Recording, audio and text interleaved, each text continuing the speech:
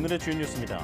정부가 현행 거리두기 단계 연장 여부를 오는 31일 발표할 예정입니다. 정부는 일단 유행 확산세는 둔화한 것으로 평가하고 거리두기 연장 여부는 이번 주 상황을 보고 전문가 의견을 수렴해 결정할 예정이라고 밝혔습니다. 정부가 미국 제약사 화이자의 먹는 코로나19 치료제의 긴급 사용을 승인했습니다. 먹는 치료제는 코로나19 바이러스의 복제에 필요한 단백질 생성을 막아 바이러스의 증식을 억제하는 방식입니다. 국내 오미크론 변이 감염자가 하루 새 69명 늘어 누적 감염자는 445명으로 나타났습니다. 신규 확진자 가운데 49명은 국내 감염으로 역대 최다를 기록했습니다. 미국에서 오미크론 변이가 급속하게 확산하면서 코로나19 하루 평균 신규 환자가 1년여 만에 다시 20만 명을 넘어섰습니다. 미국의 코로나19 하루 평균 신규 확진자는 이달 14일 11만 8천여 명이었지만 불과 10여일 만에 거의 2배로 늘어났습니다. 차량용 반도체 부족 문제가 내년 하반기에는 해소될 거란 정부 전망이 나왔습니다. 정부는 차량용 반도체 부족 문제가 내년 하반기에는 정상화될 것이라며 수급 불안이 길어질 것에 대비해 내년 3월쯤 차량용 반도체 국가 로드맵을 발표하겠다고 밝혔습니다.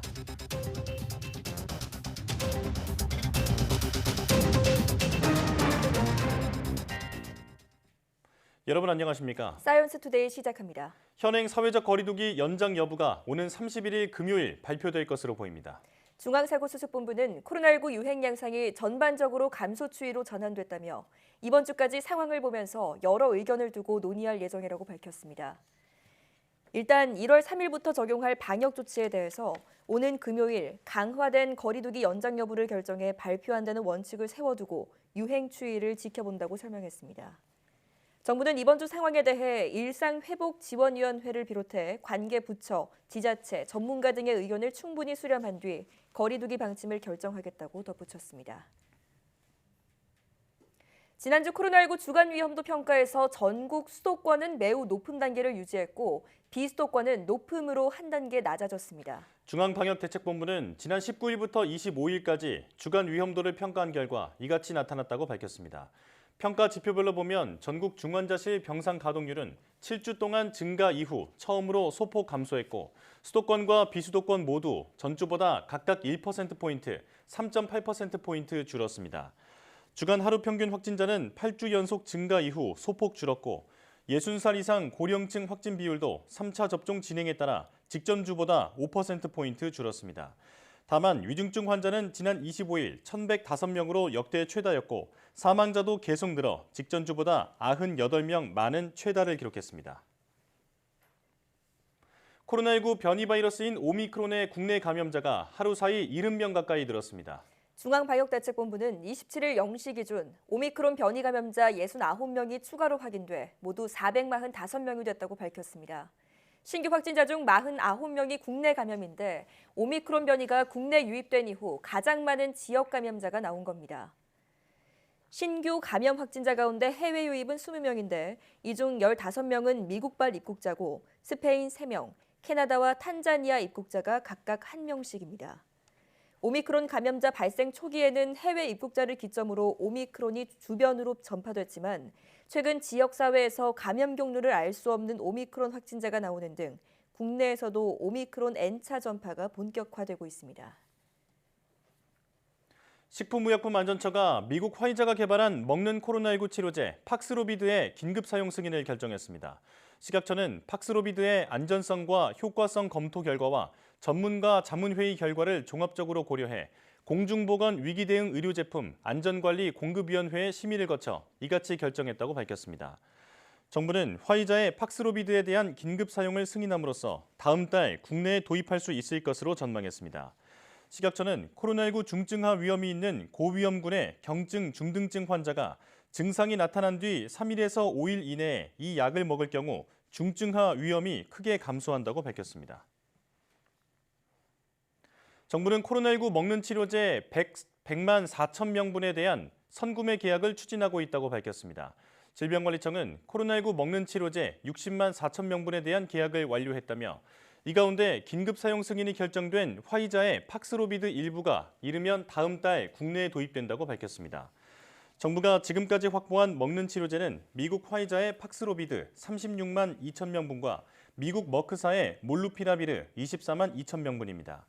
정부는 이와 별개로 40만 명분에 대한 추가 확보를 위해 협상을 진행 중입니다.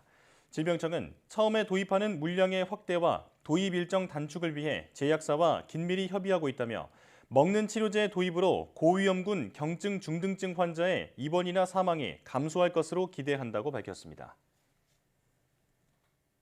정부가 입원 치료를 받은 지 20일 이상 지난 코로나19 중환자에 대해 일반 중환자실이나 병실로 전원하는 것은 치료 중단이 아니라 의료 자원의 효율화라고 거듭 강조했습니다.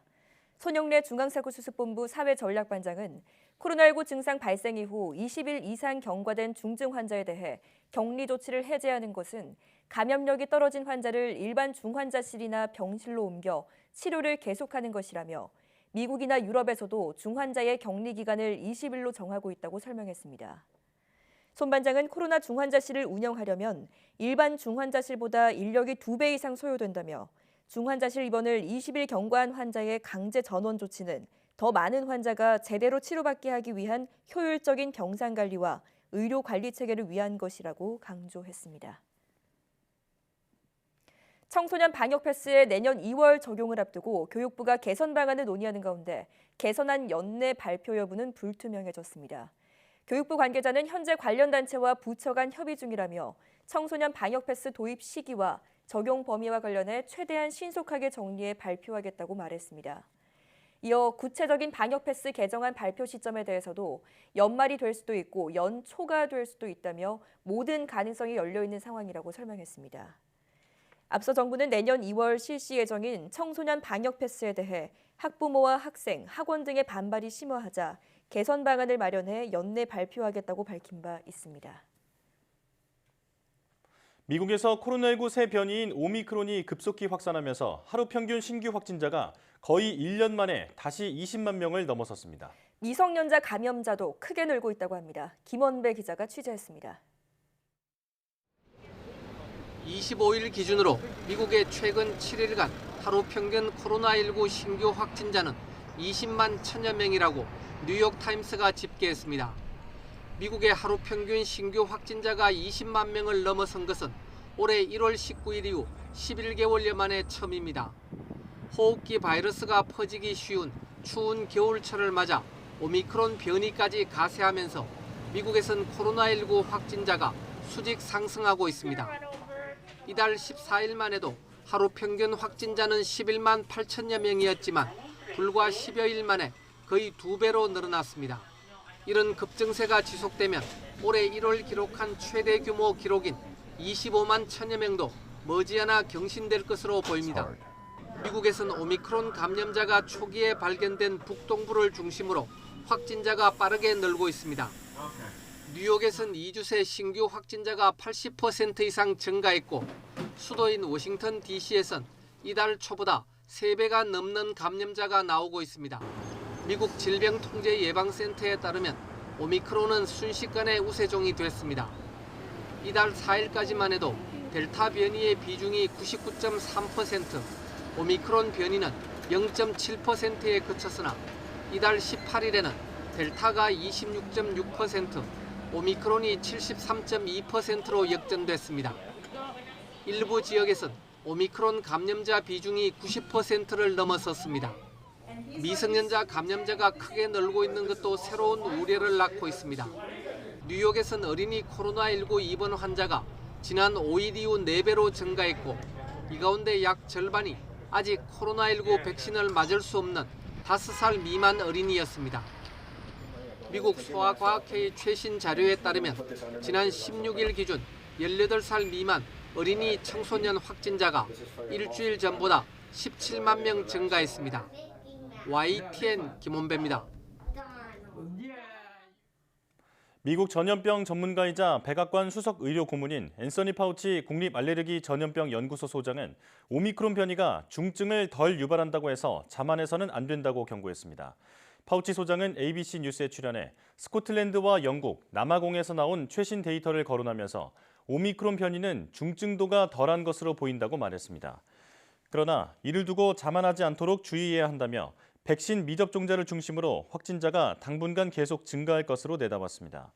앞서 스코틀랜드 에든버러 대학 연구진은 오미크론 감염자는 델타 감염자보다 입원할 가능성이 거의 60% 낮다는 연구 결과를 내놨고, 영국 임페리얼 칼리지 런던도 오미크론 감염자는 입원할 확률이 40%, 중증으로 응급실에 갈 확률이 15%에서 20% 적다는 연구 결과를 발표했습니다. 코로나19 바이러스가 인체 감염 후 몇 달에서 반년 넘게까지 몸 안에 잔류할 수 있다는 연구 결과가 나왔습니다. 미국 국립보건원이 미국의 지난해 코로나19 사망자 44명을 부검하는 과정에서 채취한 장기 조직을 분석한 결과 바이러스가 기도와 폐 등 호흡기에 머물지 않고 체내 곳곳의 세포로 퍼져나간 것으로 나타났습니다. 이는 코로나 바이러스가 기도와 폐에 주로 부담을 주지만 감염 초기에 뇌 상당 부분을 포함한 전신세포로 전파될 수 있다는 사실을 보여준다고 연구진은 설명했습니다. 그러면서 이렇게 체내 곳곳에 숨어 오랫동안 버틸 수 있는 것은 호흡기관보다 상대적으로 면역 반응이 약하기 때문일 수 있다고 분석했습니다. 미국 연방정부의 공중보건 분야 대변인격인 비베크 머시 공중보건 서비스 단장 겸 의무총감은 사람들이 코로나19에 반복되는 유행에 지쳐있지만 백신 접종을 통해 팬데믹, 즉 전염병의 대유행을 종식할 수 있다는 낙관론을 펼쳤습니다. 머시 의무총감은 현지 시각 26일 CNN에 출연해 많은 이들이 대유행으로 인해 가지고 있는 피로감과 좌절을 이해할 수 있다며 거의 2년이 다 됐다. 우린 너무 많은 사람을 잃었고 우리의 삶은 근본적으로 바뀌었다고 말했습니다. 머시 의무총감은 지금 당장은 상황이 어렵다는 것을 안다. 밀려오는 오미크론의 또 다른 물결의 가능성을 알고 있다며 하지만 우리가 알고 있는 것보다 더 안전하게 머무는 방법에 대해서도 알고 있다고 언급했습니다.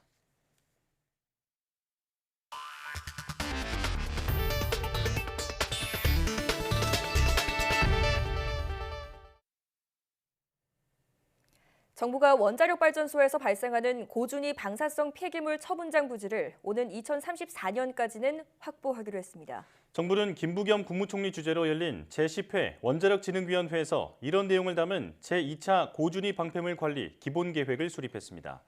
이에 따라 고준위 방패장 부지 선정 절차를 착수한 이후 20년 안에 중간 저장 시설을 확보하고 37년 안에 영구 처분 시설을 확보할 계획입니다. 또 부지 선정 과정에서 의견 수렴 절차를 대폭 강화해 최종 결정에 앞서 주민 투표를 반드시 거치기로 했습니다. 이와 함께 현재 가동 중인 원전의 안전성을 극대화하는 R&D 사업을 추진하고 차세대 원자력 시스템을 개발 실증하는 문무대왕 과학연구소를 오는 2025년까지 완공하기로 했습니다. 야외에서 사람들이 모여 담배를 피운 곳을 보면 담배꽁초도 있지만 흡연자가 뱉은 침도 많이 발견됩니다. 그런데 흡연 중 습관적으로 뱉은 이 침이 결국 실내로 들어와 호흡기까지 위협하는 것으로 드러났습니다. 어떤 연구로 밝혀진 내용인지 양회영 기자가 취재했습니다. 흡연 구역에 모여서 담배를 피우는 사람들. 바닥에는 버려진 담배꽁초와 흡연자가 뱉은 침으로 얼룩져 있습니다. 실제로 흡연자 10명 중 7명 정도는 흡연 시 침을 뱉는 것으로 조사됐는데 담배를 한 대 피울 때 평균 3.5회, 많으면 10번가량 침을 뱉는 것으로 나타났습니다. 흡연 구역 내에 바닥에 침을 많이 뱉은 곳을 조사해보니 일반 공중 화장실 변기보다 30배 이상 더러웠습니다. 담배를 피우면서 침을 뱉는 행동이 미생물 오염에 영향을 주는 게 확인된 겁니다. 특히 같은 흡연구역에서도 침을 뱉지 못하도록 유도한 곳에서는 오염도가 현저히 낮아졌습니다.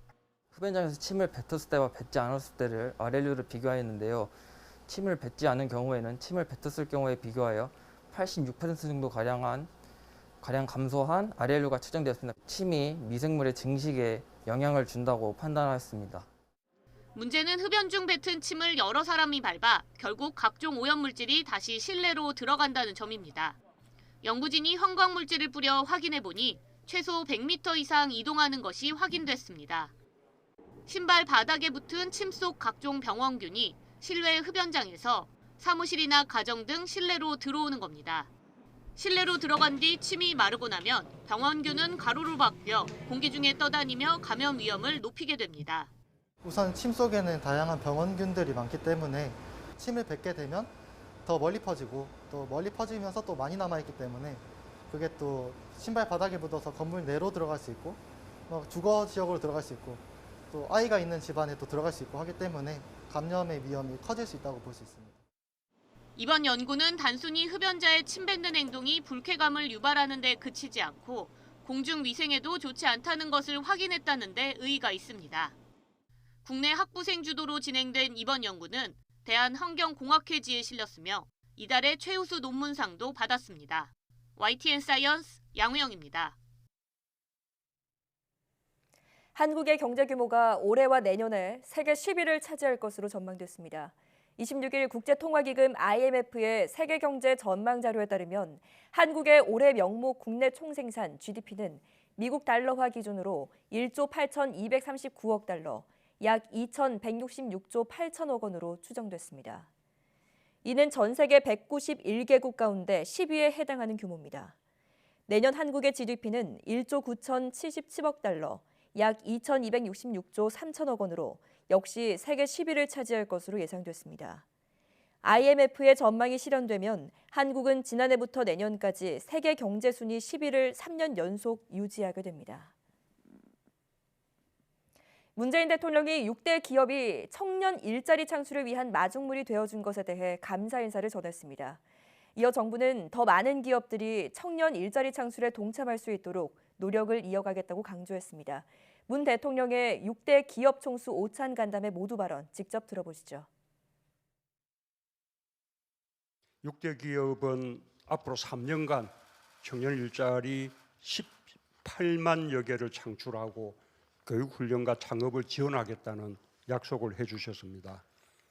청년 희망5는 청년과 기업이 함께 사는 상생의 전략입니다.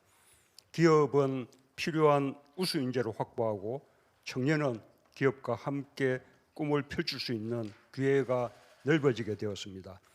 훌륭한 결단을 내려주신 기업인 여러분께 직접 감사드리고 이러한 노력들이 민간 기업에 더 확산되기를 바라는 마음에서 자리를 마련하게 되었습니다. 6대 기업이 청년 일자리 창출을 위한 마중물이 되어주신 것에 다시 한번 감사드립니다. 정부는 중견, 중소기업, 플랫폼 기업을 포함한 더 많은 기업들이 청년 희망원에 동참할 수 있도록 지속적으로 노력할 것입니다.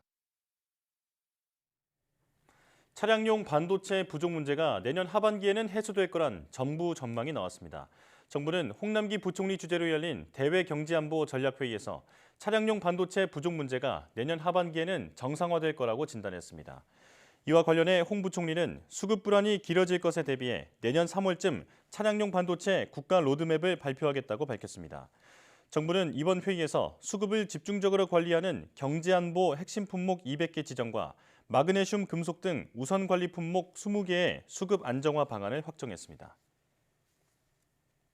코로나19 확산 이후 육체 노동의 비중이 큰 저숙련 일자리보다 사무직과 판매직 등 중숙련 일자리가 크게 줄어든 것으로 나타났습니다. 한국은행 조사국 고용분석팀은 취업자 수가 코로나19 위기 이전 수준으로 회복하는 과정에서 고용 재조정이 활발해지고 있다면서 이같이 밝혔습니다. 보고서에 따르면 사무직과 판매직, 기능원, 조리원 등 중숙련 일자리의 감소폭은 2014년부터 2019년까지 연평균 0.22%였다가 코로나19가 확산한 지난해와 올해 0.63%로 커졌습니다.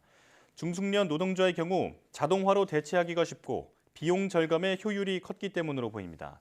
보고서는 앞으로도 자동화, 비대면 생활 방식 등이 이어지면서 중숙련 일자리는 장기적으로 조정될 가능성이 크다고 전망했습니다. 지난해 프랜차이즈 가맹점 수가 늘었으나 코로나19 영향에 종업원은 많이 줄어든 것으로 나타났습니다. 통계청이 발표한 자료를 보면 지난해 프랜차이즈 가맹점 수는 1년 전보다 2만 개 넘게 늘며 9.5% 증가했습니다. 하지만 전체 종사자 수는 5.2% 감소했고 특히 가맹점당 종사자 수는 평균 3.4명으로 13% 가까이 급감했습니다. 업종별로 보면 한식이나 피자, 커피 등 음식업을 중심으로 종사자 수 감소세가 두드러졌습니다. 가맹점당 매출액은 평균 3억 1천여만 원으로 1년 전보다 9% 감소했는데 한식과 주점, 커피 가맹점의 매출이 모두 10% 넘게 줄었습니다. 가정에서 많이 쓰는 무선 청소기의 배터리 교체 비용이 최대 5배 넘게 차이 나는 것으로 조사됐습니다. 한국소비자원은 시중에서 유통되는 무선 청소기 7개 제품의 청소 성능과 배터리 사용 시간, 소음 등을 시험 평가했습니다. 그 결과 다이슨, 삼성전자, LG전자 등 3개 제품의 바닥 틈새 청소 성능이 상대적으로 우수한 것으로 나타난 반면 기펠 제품은 초콜릿볼 같은 큰 이물질을 제대로 흡입하지 못했습니다. 배터리 교체 비용의 경우 기펠 제품이 29,000원, 삼성 16만 원으로 5.5배 차이가 났는데 보증 기간은 각각 6개월과 2년이었습니다. 배터리를 완전히 충전하는 데 걸리는 시간은 삼성 제품이 2시간 28분, 디베아 제품이 4시간 36분으로 2배 가까운 차이를 보였습니다.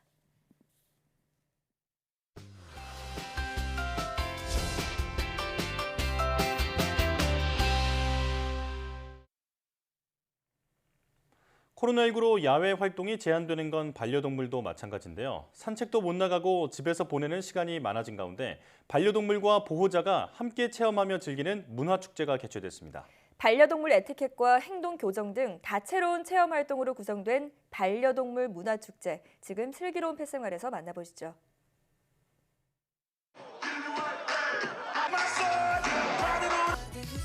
반려동물과 보호자가 함께 즐기는 특별한 문화축제 현장.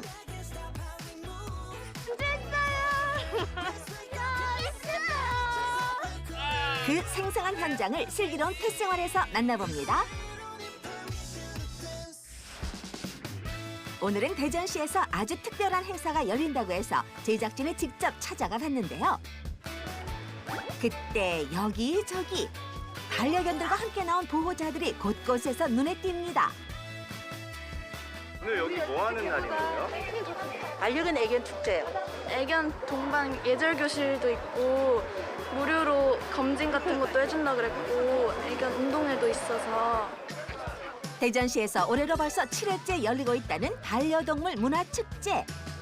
이렇게 반려동물을 위한 축제를 꾸준히 개최하는 데에는 다 이유가 있다는데요. 최근 반려동물에 대한 관심이 증가하면서 에티켓과 동물 복지에 대한 의식 또한 중요해지고 있습니다.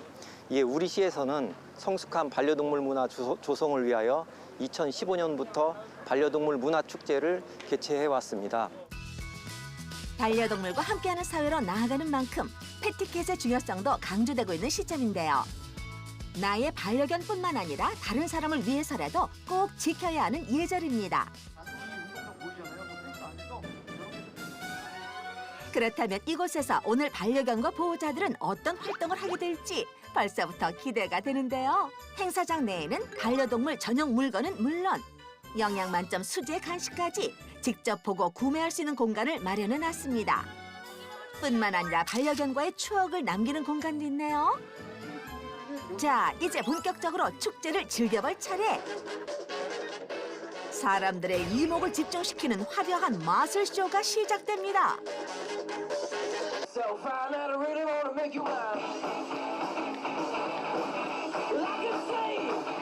이어서 볼 공연은 바로 도그 댄스.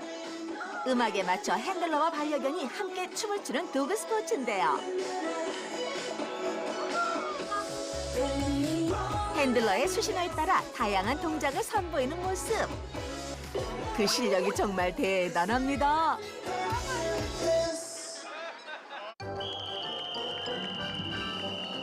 사람이랑 개가 춤추는 게 신기한 거. 그거 강아지가 탑댄스 할 때 강아지가 사람을 뛰어넘는 게 신기했어요.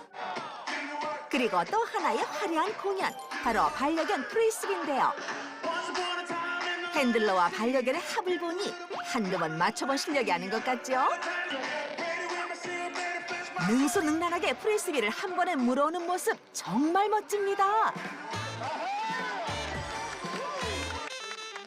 바로 그때 자신의 프리스비 실력을 뽐내기 위해 나타난 반려견이 있었으니 과연 그 실력은?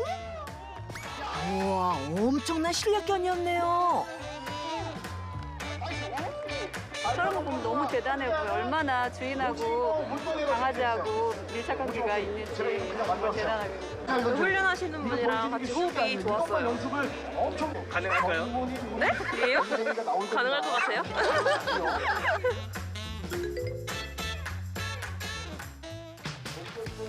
그리고 오늘 축제를 방문한 보호자들을 위해 더욱 특별한 시간이 마련됐는데요. 패티켓에 대한 설명을 시작으로 반려동물의 문제 행동 때문에 고민인 보호자들을 위한 눈높이 맞춤 강의가 이뤄졌습니다. 오늘 대전시에서 반려동물 문화 축제가 있다 그래서 오늘 반려견과 비반려인들 그리고 사람과 함께 살아가면서 기본 패티켓, 에티켓을 알려주기 위해서 오늘 참석하게 됐습니다. 그렇게 강의가 끝난 후 보호자들이 반려견과 함께 광장에 하나둘 모이기 시작하는데요. 다들 이곳에 모인 이유가 있나요? 운동회 참가하려고요. 자신은 없는데 최선을 해보려고요. 외등안에 우리 바다가 1등 가겠습니다. 파이팅! 나 이 달리기인 줄 알았으면 안 할 걸 그랬어요. 얘 봐요. 망치우는 나이면 이 짧은 다리로 뭘 뛰라고. 그치? 드디어 반려동물 명랑 운동회가 시작되고 보호자를 향해 쏜살같이 뛰어가는 반려견들. 와, 스피드가 정말 엄청납니다. 하지만 그와 달리 중간에 가만히 멈춘 반려견 2마리. 가까스로 결승선에 도착한 아롱이. 아유, 장해요. 언제 했어요?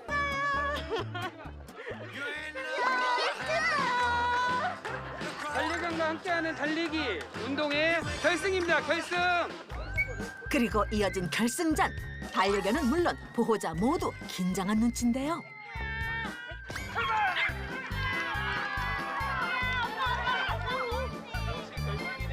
반려견이 결승선에 도착하면 보호자가 반려견을 안고 다시 돌아와야 우승하는 건데요. 저희 3등이요. 너무 이등! 예, 너무 기뻐요. 동구야, 사료 탔다, 사료. 순위권을 차지한 반려견들을 위한 축하 선물까지. 즐거운 반려동물 문화축제 현장이었습니다. 그날 오후 유독 축제장 내 사람들이 몰려있는 한 곳이 있는데요. 바로 이용용 전문가가 진행하는 반려견 문제 행동 상담 부스였네요. 아무 반려견이나 다가오는 반려견, 다가가지 않고 그렇다면 문제 행동 상담 부스는 어떤 식으로 운영이 되는 걸까요? 내 강아지한테 관심 안 보이는 아이, 문제 행동이 어떤 건지 어떻게 해결을 할 수 있는지 1:1 맞춤으로 솔루션을 오늘 보호자에게 진행을 해볼까 합니다. 얘가요, 쭉 안고 나가면은 기준이 뭔지 모르겠어요. 그냥 잘 가는 앤데 마르르 버리고 가서 막 달려들려고 그러고 막. 안고 있는 것은 이 아이의 행동을 견준님이 말한 것처럼 가둔 거예요. 피할 곳이 없다 보니까 자기가 가다가 조금만 두려운 상대가 나타나면 나 여기 있으니까 오지 마. 먼저 그래서 짖음으로 먼저 표현을 하는 거예요. 끌고 산책을 시켜주는 것이 제일 좋습니다. 네.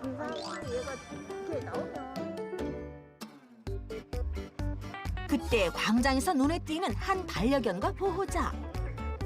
언뜻 봐도 매우 활발해 보이는 반려견인데요. 과연 어떤 문제 행동으로 이곳을 찾아왔을까요? 땅에 냄새가 맡고 다니고 주변을 보지 않고 그리고 주인을 직접 자기가 이렇게 끌고 자기 맘대로 끌고 다니려고 하는 경향이 있어서 어떻게 합니까? 아이가 끌고 나갈 때. 잡아 당기고 혼내고 하다 보니까 자꾸 이 아이는 그 보고 있던 그 대상에 대해서 자기는 혼난다라고 기억을 하는 거예요. 상담만으로도 봉구의 마음을 귀신같이 알아챈 것 같은데요. 그래서 직접 봉구의 문제 행동을 관찰하기 위해 나선 이용용 전문가. 봉구는 평소 산책 시 이곳저곳을 돌아다니며 냄새 맡는 걸 좋아했는데요. 이때 늘 자신이 원하는 방향으로 보호자를 끌고 다니기 바빴습니다.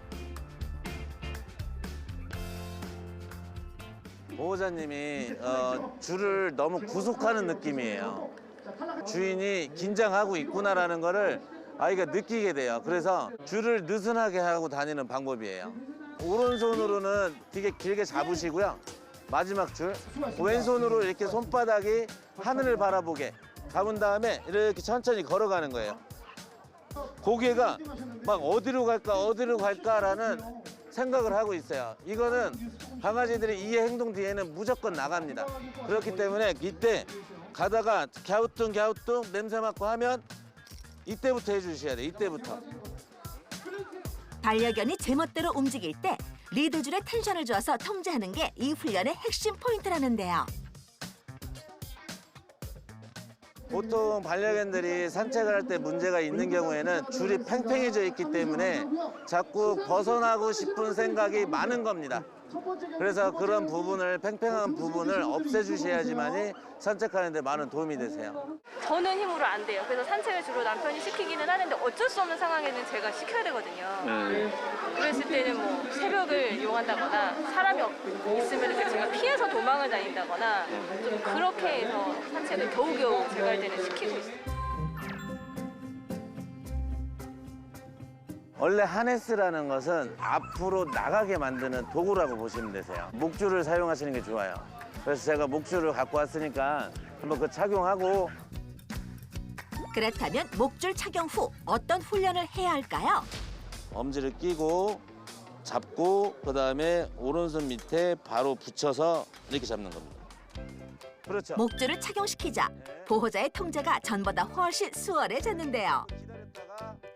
자유분방했던 봉구에게도 차츰 많은 변화가 찾아오겠죠. 무엇보다도 몰랐던 부분, 그리고 알면서도 어떻게 해야 되는지 몰라서 그냥 방치했었던 부분을 짧은 시간 안에 이렇게 콕 집어서 잘 가르쳐 주셔서 많은 도움이 됐던 것 같습니다. 그리고 또 다른 손님이 찾아왔습니다. 무슨 고민으로 이곳에 방문하신 거예요? 분리불안이 굉장히 심해서요. 집에 이제 조금 잠깐이라도 혼자 있으면 많이 울어요. 가장 먼저 반려견이 기다릴 수 있는 포인트 장소를 만들어주는데요. 말해서는 안 되고요. 아이가 흥분할 때 칭찬을 하시면 안 됩니다. 이때 보호자가 반려견과 최대한 거리를 유지한 후 다시 천천히 반려견에 다가가는데요. 조용히 반려견이 대기하면 가벼운 터치로 칭찬을 해줍니다. 그리고 다시 돌아가 반려견과 거리를 두는데요. 이 순간 얌전하다면 1차 훈련 성공. 천천히 더 멀어질 거예요. 보호자님도 두 분 다. 훈련을 한 단계 레벨업 시켜보는데요. 이럴 수가.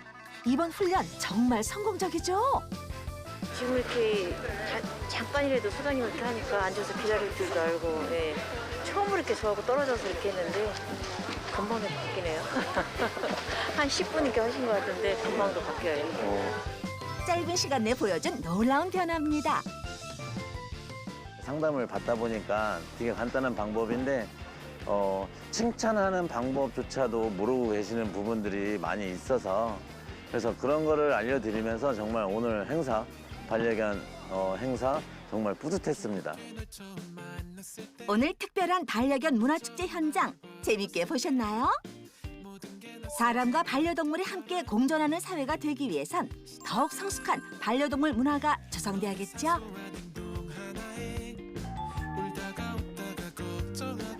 밖에서는 반려동물과 함께 하기에는 조금 어려운 점이 많이 있었는데 이번 기회로 인식이 개선되고 동물과 함께하는 그런 프로그램들이 많이 생겼으면 좋겠습니다. 공원에다가 조금이라도 애들 뛰어놀 수 있는 공간을 좀 마련해 주셨으면 좋을 것 같아요.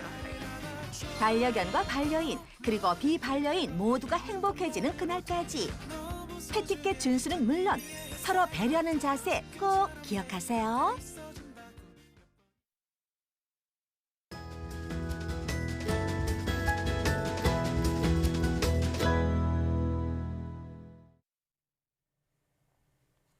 어느 날 갑자기 한쪽 입꼬리가 처지거나 팔다리가 마비되는 증상을 겪었다면 최대한 빨리 병원으로 이동해 치료를 받아야 한다고 합니다. 바로 뇌졸중이 보내는 위험 신호이기 때문인데요. 뇌졸중은 치명적인 후유증이 뒤따르는 경우가 많기 때문에 특히 주의해야 하는 질병입니다. 오늘 내몸 보고서에서는 뇌졸중의 원인과 증상 그리고 치료법에 대해 자세히 알아보겠습니다. 분당 서울대학교 병원 신경과 한문구 교수 나오셨습니다. 어서 오십시오. 네, 나오셔서 고맙습니다.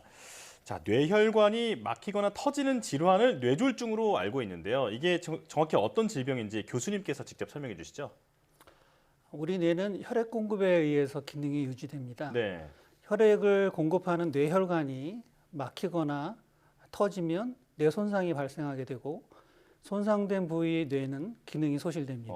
예. 혈관이 터지게 되는 것을 우리가 뇌출혈, 혈관이 막히게 되는 것을 뇌경색이라고 합니다. 예. 후유증으로는 반신마비, 언어장애, 심하면 식물인간 또는 사망에 이르는 심각한 병이기도 합니다. 네. 자, 그렇다면 이제 뇌경색과 뇌출혈 두 질환의 발병 비율이 어느 정도인지 궁금한데요. 혹시나 또 두 질병 중에 둘 중 어느 게 더 위험하다라고 말할 수 있는 게 있을까요? 네, 뇌경색이 뇌출혈에 비해서 한 3배 정도 더 많이 발생합니다. 네. 뇌출혈이 외국에서는 한 15%, 우리나라에서는 한 25%로 외국에 비해서 뇌출혈 비율이 우리나라가 더 높습니다. 네. 인종적, 국가적 차이가 있는 것 같습니다. 두 질환의 차이는 혈관이 막히는 것인가 아니면 터지는 것인가에 대한 차이일 뿐 예. 뇌 손상과 기능 상실을 가져온다는 것은 동일하다고 할 수 있겠습니다. 위험성에 있어서 특별한 차이가 있다고 하면 뇌출혈은 발병 초기에 위험성이 높습니다. 네. 특히 지주막하 출혈 같은 경우는 발병 초기에 한 30% 정도가 사망합니다. 예. 뇌경색은 상대적으로 뇌출혈에 비해서 초기 위험성보다는 점차 악화되면서 위험성이 높아지는 경향이 있습니다. 결과적으로 두 질환의 시기가 좀 다를 뿐이지 모두 위험한 질환입니다. 네. 이 뇌에 혈관에 문제가 생긴다고 하니까 정말 말만 들어도 위험한 질병이다 이런 느낌이 오는데요. 자, 뇌출혈과 뇌경색을 묶어서 뇌졸중이라고 이제 말한다 이렇게 말씀해 주셨는데 그렇다면 발병하는 원인은 뭔가요? 뇌출혈의 원인은 주로 고혈압이 주 원인입니다. 네. 전체 환자의 약 60%가 고혈압으로 인한 뇌출혈이 발생한 경우인데요. 예. 이 외에도 혈관 기형, 혈액 질환, 또 뇌동맥류, 약물 복용 등이 있습니다. 네. 뇌경색은 원인이 너무나 다양하고 많지만 역시 주요 원인으로는 고혈압, 그리고 흡연, 당뇨, 고지혈증, 심장 부정맥, 심부전, 심근경색의 후유증, 모야모야병 이런 것들이 있습니다. 그렇군요. 예. 여러 가지 원인을 말씀해 주셨는데요. 말씀해 주신 주요 원인들 외에 또 뇌졸중이 발생하는 원인이 또 있을까요? 네, 비만, 또 과도한 스트레스, 그리고 과로도 있습니다. 예. 제가 앞서 말씀드렸던 흡연은 흡연 시 흡수되는 니코틴이 혈관을 직접 수축시키고 또 혈관 내벽을 손상시키고 혈액의 흐름을 방해합니다. 또 운동 부족과 나쁜 식이 습관으로 인해서 비만은 잘 알려진 것처럼 이제 고혈압, 또 당뇨병 등 성인병을 발생시킬 수 있습니다. 예. 또 스트레스, 과로 등은 혈압을 상승시키고 혈압을 수축시키고 또 맥박을 증가시킵니다. 우리가 원인을 알아야 적절한 뇌졸중 치료와 예방이 가능합니다. 입원 시 많은 검사를 통해서 저희가 검사를 하지만 아직도 원인을 모르는 경우가 한 30% 정도 되는데요. 네. 정확한 원인을 찾기 위한 더 많은 연구가 필요한 상황이고 저희가 원인을 찾기 위해서 환자가 퇴원한 이후에도 계속 병원을 다니면서 지속적으로 검사를 하게 됩니다. 예. 자, 그런데 요 며칠 정말 추웠잖아요. 이 겨울철에 특히 뇌졸중으로 병원을 찾는 환자들이 많다고 하는데 이게 계절적 요소가 있나 보죠? 네. 뇌졸중, 또 심근경색 등이 추운 겨울철에 호발하는 이유는 기온이 떨어지는 날씨에는 인체에 교감신경이 항진될 수 있습니다. 예. 그 결과 혈압하고 맥박이 빨라지면서 혈압이 상승하고 또 혈소판 응징력이 항진됩니다. 네. 이러한 현상은 뇌출혈이 증가하고 뇌혈관 안에 혈전 형성이 높아지기 때문에 겨울철에 뇌출혈, 뇌경색 발병이 증가하게 됩니다. 그래서 위험인자를 가진 특히 고혈압을 가진 분들은 겨울철에는 항상 따뜻하게 몸을 보호하고 찬 공기에 직접 노출되는 것을 피하는 것이 좋겠습니다. 예. 자, 또 이어서 드릴 질문은요. 뇌졸중이 암보다 무서운 질병이다라는 말씀을 또 하시기도 하는데 이게 사망률과 관계가 있는 건가요? 단순히 저희가 사망률로 비교하면 뇌졸중은 암보다 무서운 질환은 아닙니다. 네. 하지만 뇌졸중 후에 생존하신 분들은 후유증으로 인한 장애, 또 간병하는 가족들의 고통, 또 간병과 재활에 들어가는 여러 의료 비용 등 저는 사회적인 요인들이 환자와 또 환자의 가족들을 너무나 힘들게 하기 때문에 암보다 더 무서운 질환이라고 하지 않나 생각이 됩니다. 예. 최근에 암 치료법이 발전되면서 암 사망률이 많이 줄어들고 있지 않습니까? 네. 뇌졸중도 마찬가지로 사망률이 현저하게 줄었습니다. 최근에 통계 자료를 보면 인구 10만 명당 뇌졸중으로 인한 연간 사망률이 2008년에는 한 56명 정도였는데 10년 후인 2018년에는 29명까지 줄었습니다. 거의 절반 줄었죠. 예. 아무래도 중증 뇌졸중 환자에 대한 치료법이 빠르게 발전되면서 이 사망률도 많이 내려가지 않았나 생각합니다. 예. 저체온 치료 같은 그런 중증 환자를 위한 최첨단 치료법을 시행하면서 치료 도중에 사망하는 환자들이 눈에 띄게 줄어든 상황입니다. 그렇군요. 자, 하지만 본인뿐만 아니라 간병인의 고통까지 큰 병이 바로 뇌졸중이다. 이 부분을 잘 기억을 해야 할 것 같은데요. 자, 그렇다면 뇌졸중의 전조 증상에는 어떤 것들이 있습니까? 뇌졸중 환자는 증상이 없는 경우가 대부분입니다. 전조 증상이 예. 없는 경우가 대부분인데 갑작스럽게 발생하는 질환이기 때문에 미리 대비하지 않으면 안 되는 질환인 거죠. 네. 증상이 뇌졸중 전에 앞서서 짧은 시간 동안 보통 1, 2분이나 5분 안에 나타나는 경우가 있습니다. 네. 이때는 우리가 전조 증상이라고 합니다. 갑작스러운 의식 혼란과 의식 장애, 한쪽의 팔이나 다리 또는 팔다리 모두가 함께 힘이 빠지는 반신 운동마비, 또 한쪽의 반신 감각 저하, 또 얼굴 한쪽이 감각이 저하되는 경우, 또 혀가 꼬이면서 발음이 어둔해지는 경우, 또 질문에 이상한 답변을 하거나 엉뚱한 말을 하는 언어장애, 특히 이런 언어장애는 가끔은 정신병으로 오인받아서 정신건강의학과로 내원하기도 합니다. 예. 이 밖에도 그 몸의 중심이 안 잡히는 어지럼증, 그리고 몸의 균형장애, 또 갑작스러운 두통과 구토, 또 보이는 시야가 일부 안 보이는 또 눈 한쪽이 모두 안 보일 수 있는 시야장애, 네. 그리고 물체가 두 개로 보이는 복시, 또 삼키는 것의 장애 등이 뇌졸중을 발병을 의심하게 하는 그런 위험한 증상이면서 동시에 또 전조 증상일 수 있겠습니다. 그렇군요. 예. 이 뇌졸중 환자는 증상이 없는 경우가 대부분이라고 하셔서 더 무서운데요. 뇌졸중 진단을 받으면 어떤 치료 과정을 받게 되나요? 뇌출혈은 초기에 출혈량이 생명을 위협할 정도로 큰 경우는 수술을 하게 되고 그 외에는 혈압을 낮추고 환자의 상태를 안정시킬 수 있습니다. 예. 일반적으로 우리가 수술한 경우와 수술을 안 한 경우에 예후 차이는 크게 없습니다. 예. 뇌경색의 경우는 초급성기, 특히 발병 4시간 반 안에 정맥혈전 용해제를 사용할 수 있고요. 특히 큰 뇌혈관이 혈전에 의해서 막힌 경우에는 막힌 혈관의 혈전을 제거하고 혈관을 뚫어주는 혈전 용해술을 할 수 있습니다. 네. 혈전 용해술 외에는 악화와 재발을 막기 위한 또 뇌졸중 집중치료실에서의 집중치료를 합니다. 예. 그리고 뇌졸중이 안정된 이후에는 빠르게 재활 치료를 시작해서 환자가 기능을 회복을 빨리 하도록 도와주고 있습니다. 예. 네. 자, 뇌졸중에 대한 설명을 듣고 있는데 그 뇌졸중은 특히나 골든타임이 중요하다고 들었거든요. 최대한 빨리 병원에 가라 이 말인데 이 골든타임은 얼마나 됩니까? 뇌졸중은 초기 치료가 특히 중요합니다. 예.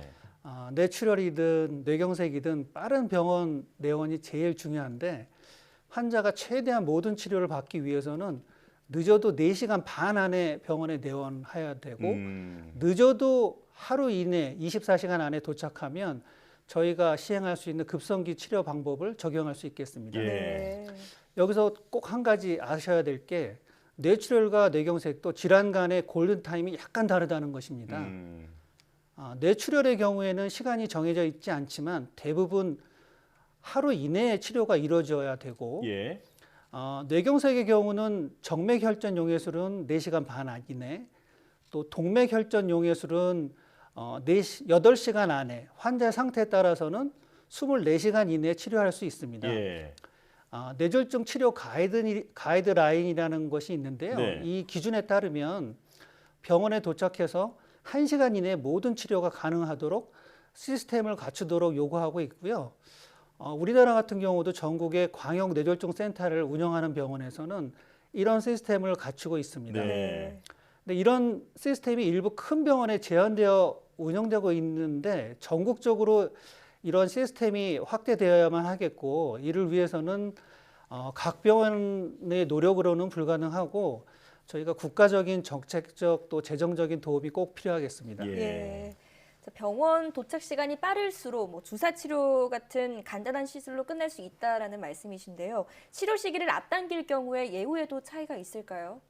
네, 많은 차이가 있고요.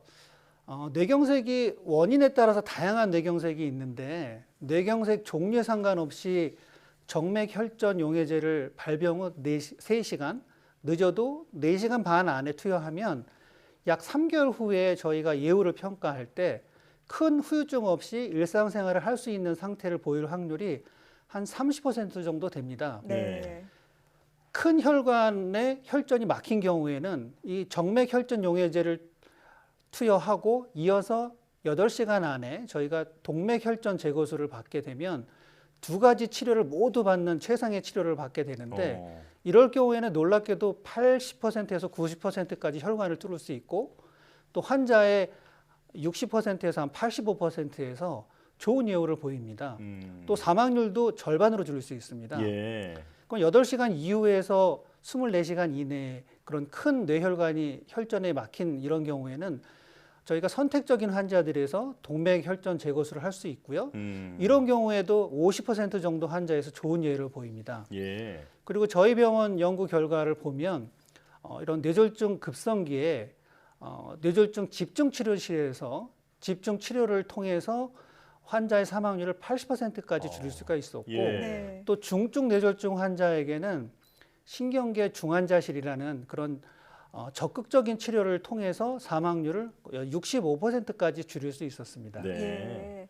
자, 뇌졸중을 예방하기 위해서도 여러 방법이 있겠지만 뭐 적절한 약물 복용과 또 금주, 금연, 또 규칙적인 운동과 식이습관, 어쩌면 당연한 습관들이겠지만 건강을 지키는 가장 기본적인 방법이 아닐까 싶습니다. 오늘 분당 서울대병원 한무우 교수와 함께 뇌졸중에 대해 알아봤습니다. 말씀 잘 들었습니다. 감사합니다.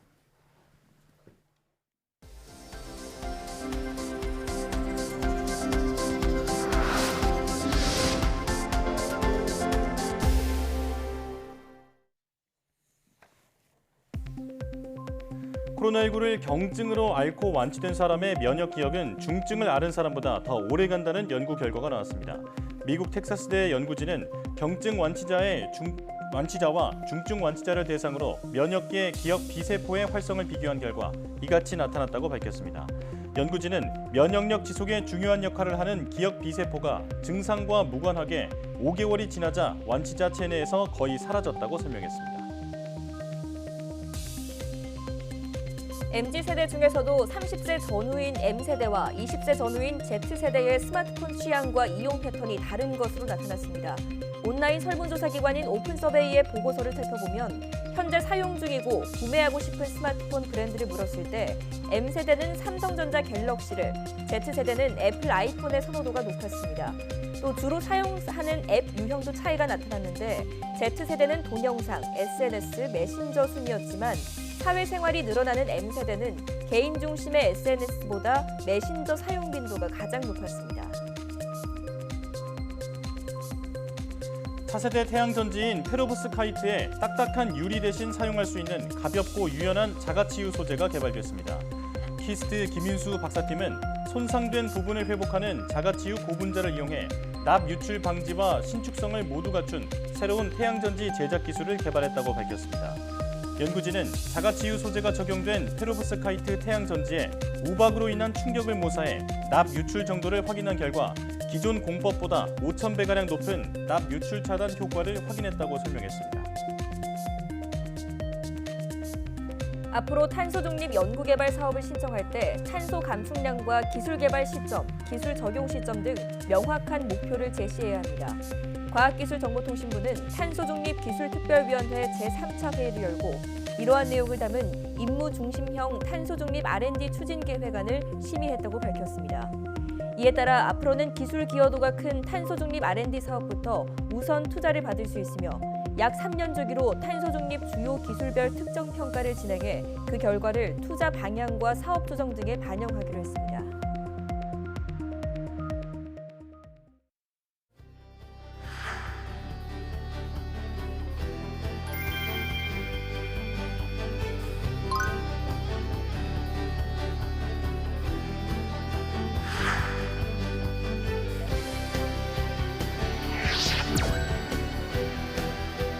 지금도 눈물 나는데 그걸 생각하면